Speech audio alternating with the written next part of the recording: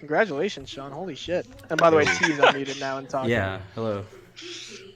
Dude, were you aware that you just made like the most clutch play ever when you shroomed him off? And did you think that you had a chance at coming back like at that moment? The first time like that race I thought we had a chance is when I pulled a Megan fifth, like on the mountain. All right, I'll just give you guys a play-by-play of that race. We were top 2-5. Yoshir was in a Mega behind me, so I spammed my Megan fifth. They didn't use it. I believe Trix got back greened or something on the mountain. I tried to stop Mega him, missed, kept going. Zero hit a banana on the cut from Jam, I believe. And I caught up to him. I got past him, and I absolutely just mauled him off the track. That was perfectly timed. I mean, he was Daisy, but that was just. Did you like? I'm just wondering, like, were you just trying to do whatever you could, or were you like, oh my god, like this is actually happening, like where this is falling into place? I didn't have like any like butterflies in my stomach or anything. Like it was possibly gonna happen, but bro, that was like once I got zero off the track, I was like, yo, top 4. And then I think Vincent thought he was gonna get 9th, so like it's so stressful. That would have been it would have been horrible if you guys lost by 2 there, but you didn't. That's why you're here. Yeah, we actually have all the other Avail members here as well in that matchup. The boys are all here, the winning team. Boys How does it feel to be moving on to the finals?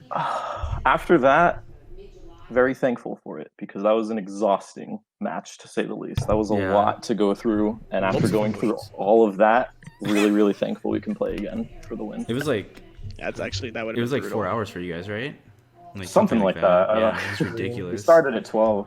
Yeah, I thought I was gonna be able to go to work, but guess not. Nah, that didn't happen. My dad.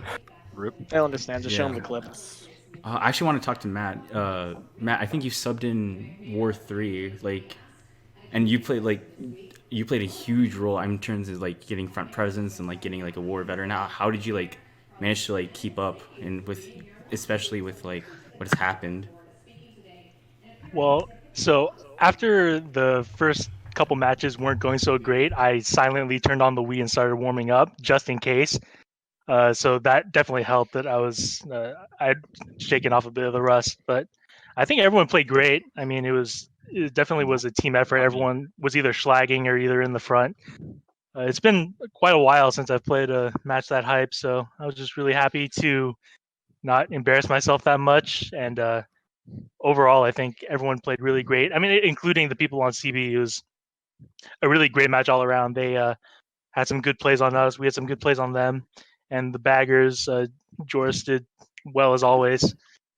So yeah, I'm just really happy to not be as rusty as I hopefully wasn't going to be. I'm just so speechless right now. Like, I can't conceive anything. Yeah. I just want to say props to you guys for having a never say die attitude. Props to you guys for coming back, winning in DKM.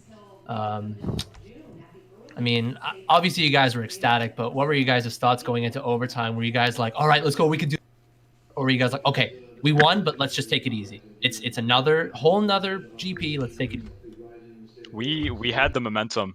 Like after pulling something like that and lose, and like there's no way you can lose. If you lose, like it's just the most heart-wrenching thing in the world. Like I don't think like after that I had nerves, and I still had nerves after, but I don't think we stopped playing not to lose, at least. I appreciate that. I'm just so happy that. Sorry, go ahead. Yeah. Was there any changes of tactics after match 2? Because I know you guys suffered that one pretty heavily there. Yeah. But what were the change of tactics? So, I mean, change of tactics or strictly change of player? Because I think change of player could be change of tactics as well. Yeah, that was one of them. But was there anything you guys were doing? Like, I know there were times where you were dropping for 8th place boxes, preventing CB from getting dodges. But in the end, CB were actually able to dodge up in several of the races, notably in Moo Moo Meadows. They scraped like a very good race at the very end in match 2. Yeah. Was there a change of tactics, like maybe focusing more on the running a little bit more? I think it was more running oriented. since Matt came in, I was kind of spaghettiing at the end of GP2 or match 2. Sorry, just so much stuff going on. I think it was match 2, because the Moo Moo Meadows race was my fault. You know, I should have stayed in 8th and gotten the 8th place box, but I let Yoster get it. They got Bill. Then they got Shock right after. So I think my pack play at that point wasn't too great. So I think Matt subbing in really put us in a more aggressive mindset, which I think really helped us to come out at the end of match 3. And I did notice, even though the Jungle Parkway race and OT didn't really matter too much in the end, I still want to know what exactly happened. I know, Vincent, you slowed down to dodge and cannon, which was very smart. But what happened after that? I know CB got top 2. Yasha showed up at the end, but... Yeah, I can give my part up until Cave. Matt might have to talk about what he saw in Cave, because Cave was very chaotic. We were 2, 4, 5 or something with a dodge. I decided at the last second to slam into the wall so we can get 3, 4, 5 in cannon, which worked. But they dropped a ton of stuff out of cannon. I hit it. I fell behind. And then Matt, go ahead. What happened at the end of Parkway? Because I have absolutely no clue. Well, it was weird from my perspective because on Parkway on lap 2, I was taking the cut and I got megged and redded. So I was the guy with the breakaway in 8th, and I actually didn't dodge either. So on lap 3, I was just so far behind in 8th, and I was just spamming my arms to try to catch up, and I pulled a golden. And I didn't even see everyone die, but all of a sudden my position just flashes from 8th to 2nd. But I didn't take if I had done the task golden cut, I would have gotten 2nd. But unfortunately, I did the bad RTA golden and I got 4th, but I didn't even see everyone die. It was just kind of a flurry. It was hard to see what was going on. I can give a better perspective. Yeah. I was the one holding a dodge. I had a mega. I had to use it into cannon because I don't believe I was going to dodge. What happened was I chained blue afterwards, and we were 1-3-4 with blue as Kevin dodged and got to 1st. So essentially we were 1-3-4. Holding blue in 4th, and believe Kevin got shock rated out of 1st. No, I got target pulled and then I got redded after pull. Could do anything. Okay. Yeah, I wasn't able to throw blue. A lot of people pulled shrooms and they were able to pull out top 2.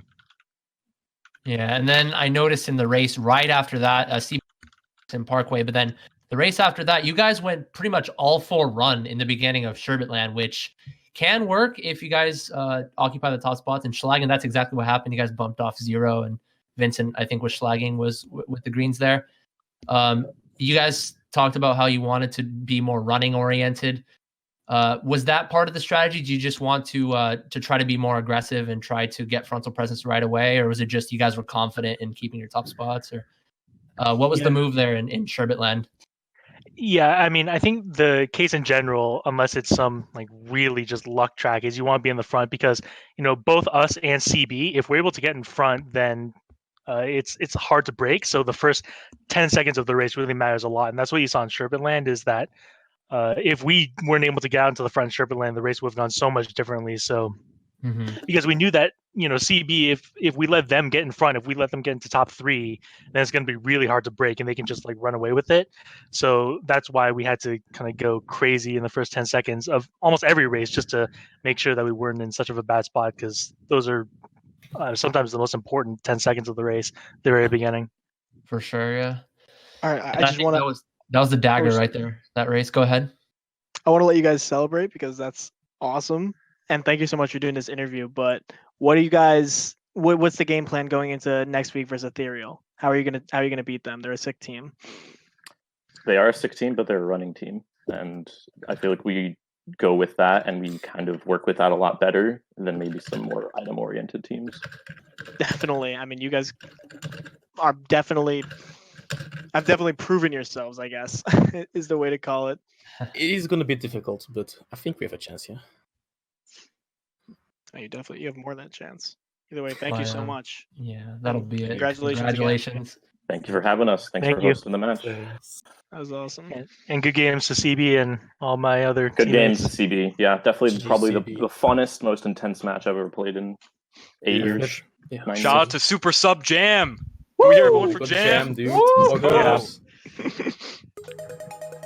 Thank you all the viewers who are still here. Thank you so much for watching. I mean, that was one of the most fun matches I've ever watched, casted, everything. And thank you guys for sticking with me.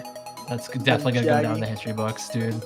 Thank you for Jaggy for sticking with me for these like past 3.5 hours. Thank you to the players for having a great match, media staff, MKPS staff, everyone. And see you guys in finals. Peace.